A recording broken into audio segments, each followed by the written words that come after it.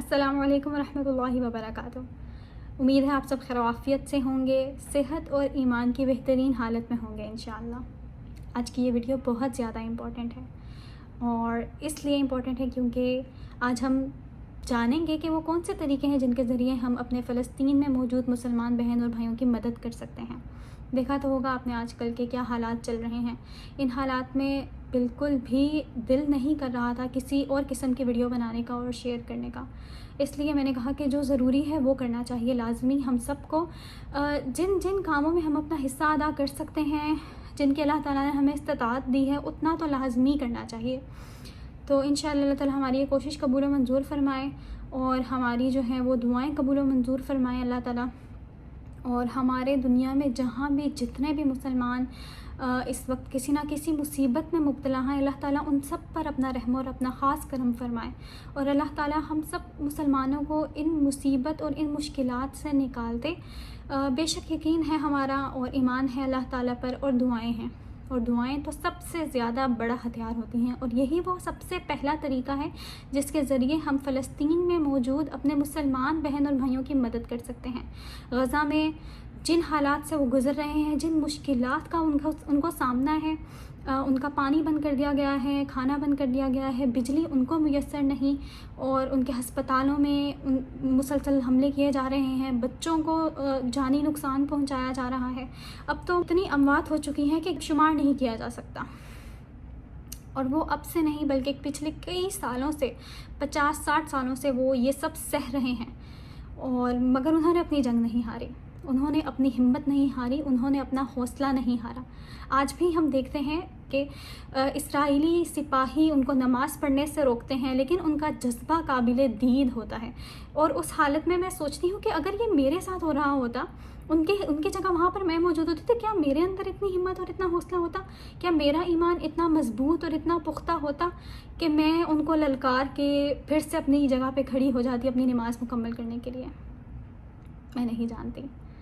میں اب آپ کو بتاؤں گی وہ طریقے جن کے ذریعے ہم فلسطین میں موجود اپنے مسلمان بہن اور بھائیوں کی مدد کر سکتے ہیں۔ سب سے پہلا تو ہتھیار ہے ہمارا دعا۔ میں آپ کے ساتھ چند دعائیں جو ہیں وہ شیئر کرتی ہوں، جو ہم کر سکتے ہیں، ہر نماز کے بعد پڑھ سکتے ہیں، ان کو یاد کر لیں تو بہت بہتر ہے۔ پہلی دعا کچھ یوں ہے: الحمدللہ الذی عافانی مما ابتلاک بہ وفضلنی علی کثیر ممن خلق تفضیلا۔ دوسری دعا ہے: اللہم انا نجعلک فی نحورہم ونعوذ بک من شرورہم۔ اور خاص فلسطین میں موجود بہن اور بھائیوں کے لیے دعا ہے: اللہم اصلح احوال المسلمین فی فلسطین، اللہم اصلح احوال المسلمین فی فلسطین وفی کل مکان یا ذا الجلال والاکرام، آمین ثم آمین یا رب العالمین۔ اس کے علاوہ جو طریقہ کار ہے جس کے ذریعے ہم اپنے بہن اور بھائیوں کی مدد کر سکتے ہیں، وہ ہے ڈونیشن، عطیات۔ بالکل جتنی ہو سکتی ہے، جتنی بھی ہو سکتی ہے وہ کیجیے۔ میں آپ کے ساتھ لنک شیئر کر دیتی ہوں۔ پاکستان میں اگر آپ ہیں تو الخدمت فاؤنڈیشن کے تھرو آپ فلسطین کو امداد جو ہے وہ بھیج سکتے ہیں، اور اس کار خیر میں آپ شرکت کر سکتے ہیں۔ انہوں نے شروع کی ہوئی ہیں، مسلسل ماشاءاللہ سرگرم ہیں، اور بھی بہت سے ہوں گے۔ بہرحال میں آپ کو جن کا میں جانتی ہوں، جن کے ذریعے میں کوشش کروں گی انشاءاللہ عطیات بھیجنے کی، صدقہ و خیرات بھیجنے کی، ان کی جتنی مالی امداد کی جائے اتنا کم ہے، کیونکہ اس وقت ان کو سب سے زیادہ ضرورت ہے ہماری دعاؤں کی اور عطیات کی۔ تو الخدمت فاؤنڈیشن کے تھرو بھیج سکتے ہیں آپ۔ میں ان کا لنک جو ہے وہ انشاءاللہ ڈسکرپشن میں شیئر کر دوں گی۔ اس کے علاوہ اگر آپ UAE میں ہیں تو آپ ایمریٹس ریڈ کریسنٹ کے تھرو جو ہے وہ بھیج سکتے ہیں ڈونیشنز۔ تو بات کرتے ہیں اب ہم اس تیسرے ذریعے کی جس کے ذریعے ہم اپنے فلسطین بہن بھائیوں کو اور فلسطین کو سپورٹ کر سکتے ہیں، وہ ہے اسرائیلی پروڈکٹس کا بائیکاٹ۔ یس، یہ بہت ضروری ہے اور یہ کام کرتا ہے، بہت زیادہ اثر ڈالتا ہے یہ۔ اور اس کا اثر کس طرح ڈالے گا، اس کی ایک ایگزامپل ہمارے سامنے موجود ہے۔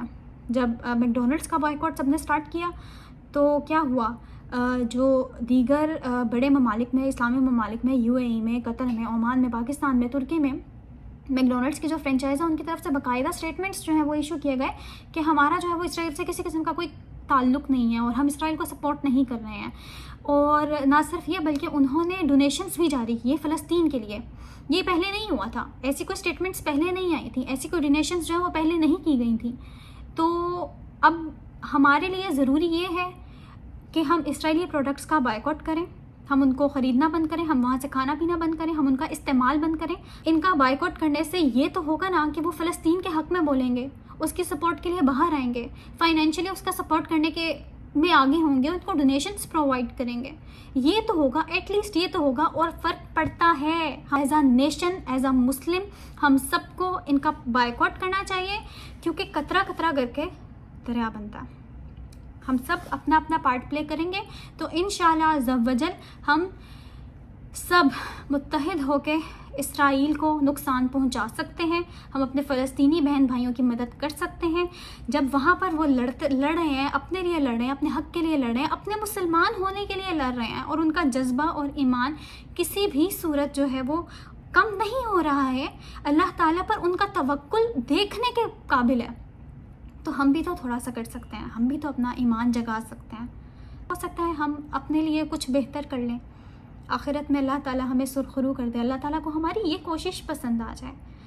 تو کائنڈلی یہ 3 طریقے ہیں جن کے ذریعے ہم فلسطین کی مدد کر سکتے ہیں. پہلا ہے دعا، دوسرا ہے ڈونیشنز، تیسرا ہے اسرائیلی پروڈکٹس کا بائیکاٹ. انشاءاللہ کریں گے، کرتے رہیں گے جب تک فلسطین جو ہے وہ آزاد نہیں ہو جاتا.